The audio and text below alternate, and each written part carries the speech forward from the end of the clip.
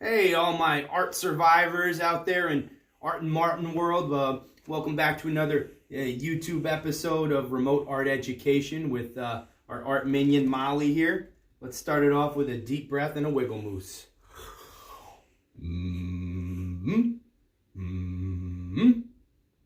Sasum.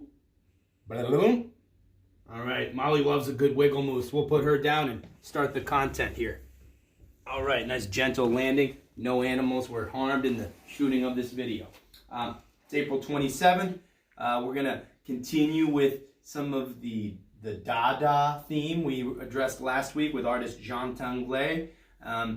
It's a Swiss movement that started over 100 years ago and was a reaction to World War I. And DaDa was a random word they just picked out of the dictionary for all this nonsense art they were making. And they were making really kind of silly, strange things as a reaction to all of the suffering and terror of World War I, and it caused these artists, this group of people to make art is a response to that. That was more lighthearted, funny, a little crazy, abstract even. So what we're doing is reacting to sort of the difficult situation we're all in, and making this DaDa art in our own kind of modern day scenario. So what we're going to do is play a 105-year-old DaDa game.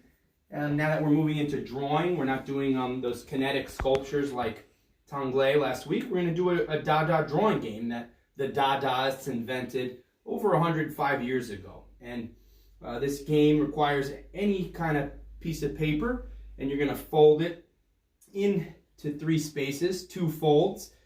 These instructions are on our Google Classroom. And this video, hopefully you're watching on our class YouTube page. So here's what we're going to do. We're going to start with, either the tall way of paper or the horizontal way. So I'm going to orient my paper vertically, and you're going to fold it 1 time, 2 times. And you could take turns to play this game, where you draw first, your partner draws second, you draw third, or you could play with 2 other people. You can even play by yourself and do 1 section at a time and wait a couple days to pick up the next section. But the key is, what you do is, you got to fold the paper and do 1 section at a time. Okay? So this is like a team drawing challenge that the Dadaists invented, and it's still very fun today. And it's played. You can do this with music even or architecture, but it's traditionally a drawing game. And we're going to start with a bottom section, then a middle section, and then a top section. Those could be themed like feet. You do feet and legs on the bottom. Here I have body and torso, and then you do a head on top.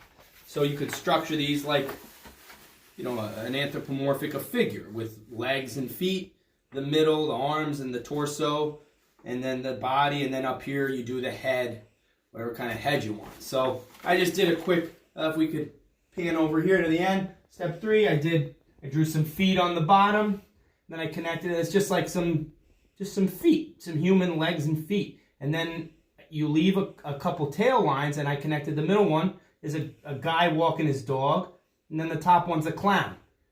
Now the only real rule governing this is that they connect. So what that really means is, I'm just getting a marker over here. Whatever you draw on the bottom, let's say it's an ice skate down here for, the bottom. I'll just draw a quick ice skate. Okay. And then there's let's say it's a hockey player's leg, so there's stripes on the socks. You got to leave 2 lines to connect. So I did 1 leg, and then let's say there's another 2 lines here that connect to the mid. And on this leg, I'll do, a soccer cleat. Now don't do a hockey skate and a soccer cleat at home. Look, it's Adidas. But whatever you end up doing, they can be different. They can be really kind of any way you look at this, as you'll see from our attached drawings in the Google Classroom. And then you just leave a tail here. So now the next person who goes middle knows where to start. And you would then fold this under and hide what you drew and give it to turn 2. So in my case, I had my wife draw the middle, I drew the bottom, and then I took back over for the top. So you would connect these here, say we want these two legs. All this person knows is these are legs coming up, and then maybe they say, all right, well, I don't know, I'm going to draw a ballerina tutu. You know, with tulle and lace sort of, and that's what I'm going to draw in the middle. And then you leave two connectors and say, all right, that's going to be the top, and then someone gets the top and that's all they see, and they say, all right, well, I'm going to draw, you know, I don't know, the top half of Mr. Pac-Man. And that connects down there, and, you know, now we have this weird drawing of a Pac-Man ballerina hockey soccer. You know, you get these fun mashups. That's what we should call it, a mashup drawing. Anyway, that's how you play. These are some of the guidelines. One of the questions we had in my home classroom was, can I use pencil? Well, no, we agreed to use pen on our drawing, and it's important you keep the consistent materials. Whatever you use, make sure it's the same through each level, so then it kind of blends together. So I'm going to show you sort of what we drew here and how we did it, how we started. Okay, so this was our legs or feet. I went first and I drew like a pair of air squids. It's like a basketball shoe I made up, and a tentacle.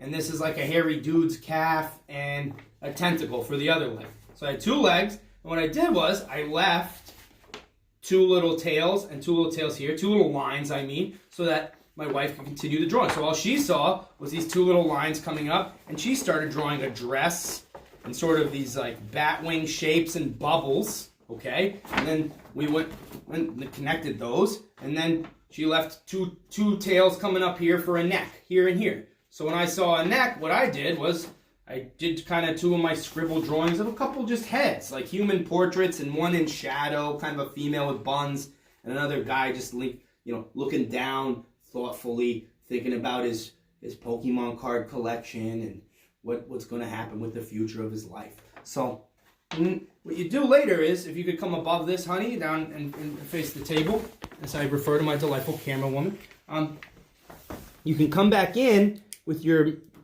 these are the two tails, and I went back in, and then you draw over the line and connect them. So I added more suction cups, more hairy guy leg, and more like octopus skin. Then I came up here, you connect over that bridge. I brought that shadow down, I added a couple more of the bubbles she drew, and I made this line come down just to connect them. I brought her bat wing up a little, and you could go back in and do that and bring it all together. So what we have in the end is this two-headed, bubble-necked, winged, skirt-wearing, one basketball-legged octopus tentacle. And it's a fun drawing, and this is the kind of random, bizarre, fun drawing event that we're looking for, and that the Dadaists were creating during their time. So put these together, maybe play with a family member or friend. I know a lot of you work collaboratively at home, as we are at home with many family members together, so that's a good approach. And I'd like you to share your work either in our class stream, email me, or post it up in assignments. All right? You stay classy.